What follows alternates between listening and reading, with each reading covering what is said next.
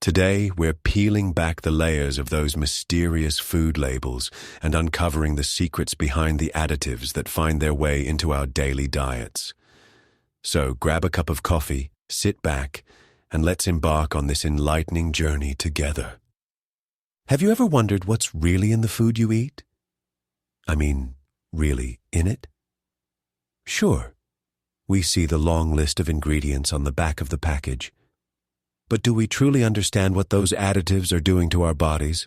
Well, that's where A Consumer's Dictionary of Food Additives by Ruth Winter comes in, a treasure trove of information that every savvy consumer should have on their bookshelf. Let's start with the basics. Did you know that the FDA, USDA, EPA, and CDC are all tasked with keeping our food safe? Sounds reassuring, right? But here's the kicker. These agencies are often understaffed, underfunded, and lacking the advanced technology needed to thoroughly inspect the additives and contaminants lurking in our food supply. In fact, the FDA inspects domestic food plants only once every 10 years on average. And when it comes to imported foods, only 2% are sampled for contamination at the docks. Yikes. Now let's talk about the regulatory system. It's reactive, not preventive. This means that problems are often detected and corrected after they've occurred, rather than being prevented in the first place. The result? Lax enforcement of regulations meant to keep cancer-causing additives out of our food.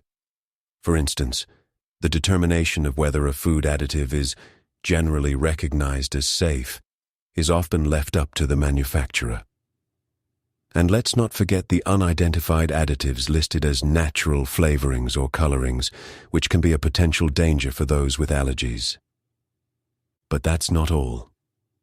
The FDA's goal is to minimize consumer exposure to unsafe products, but their efforts have led to issues like the inability to control antibiotic residues in meat, poultry, and vegetable crops. This is particularly concerning given that 80% of U.S. livestock and poultry are treated with animal drugs. The overuse of antibiotics in food animals is contributing to the rise of antibiotic-resistant bacteria, a growing threat to public health. Now, let's delve into the world of food labels. They are, in essence, a contract between the manufacturer and us, the consumers. But as with most contracts, they can be difficult to decipher. Newer regulations have made labels more informative, with more realistic serving sizes and full ingredient listings, including those for foods with standards of identity. This means that even foods like peanut butter and mayonnaise, which previously didn't require ingredient listings, now have to disclose what's inside. But here's where it gets tricky. The government estimates that over the next 20 years, labels will help reduce national healthcare costs by making it easier for the public to choose more healthful diets. However, labels can still be misleading. For example, terms like unsalted, processed without salt, or no salt added don't necessarily mean the food is low in sodium, and sugar-free or sugarless foods may still contain sugar alcohols, which can have a laxative effect if consumed in excess. So how do we navigate this labyrinth of information? The key is to read and understand the labels. Look for the Nutrition Facts panel, which provides valuable information about the nutritional content of foods. Pay attention to the Daily Reference Values, DRVs, and Reference Daily Intakes, RDIs, which are based on the recommended dietary allowances for essential nutrients. These values can help you make informed choices about the foods you consume. But labels aren't the only tool at your disposal. The book also provides insights into the origins and uses of various additives, as well as what is known about their potential health effects. For instance, did you know that some food additives are highly beneficial while others are unnecessary or even harmful? The book helps you identify those in the first category, those that are harmless and sometimes beneficial. Take, for example, CF3, a blend of 29 beneficial microbes found in the gastrointestinal tract of mature, healthy chickens. This additive can reduce salmonella colonization, which is a significant step in reducing salmonella contamination in processed poultry products. Or consider bovine somatotropin, a protein produced by the pituitary gland of cattle that can increase milk production. These are just a few examples of the fascinating world of food additives. The book also delves into the controversial world of biotech foods. While biotechnology has the potential to create foods with longer shelf lives, increased productivity, and disease resistance, it also raises concerns about the introduction of toxins and allergens into the food supply. The FDA's approach to regulating biotech foods is based on scientific principles, but some consumer and environmental groups argue that it doesn't go far enough to protect public health. And let's not forget about the additives that have been banned or restricted due to safety concerns.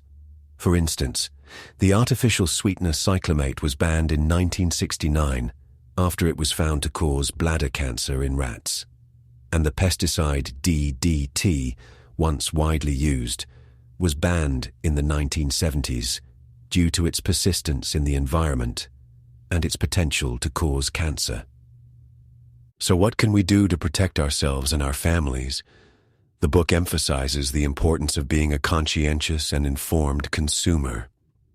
We must take responsibility for urging our legislators to increase funding, personnel, and methodology to protect us. And above all, we must make informed choices about what we purchase for our tables. In conclusion, a consumer's dictionary of food additives is an invaluable resource for anyone who wants to understand the hidden ingredients in their food. It empowers you to take control of your diet and make choices that promote health and well-being. So, the next time you go grocery shopping, remember to read those labels carefully and choose wisely. Thanks for tuning in to this episode of BrightLearn. I hope you found it as enlightening as I did. If you have any questions or comments, feel free to reach out. And don't forget to subscribe and share this podcast with your friends and family. Until next time, stay curious and stay healthy. This has been a BrightLearn video from BrightLearn.ai on the book Consumer's Dictionary of Food Additives by Ruth Winter. Visit BrightLearn.ai for more fascinating videos like this one, and visit naturalnews.com for full editorial coverage and breaking news on critical stories that keep you informed and aware of what's really going on.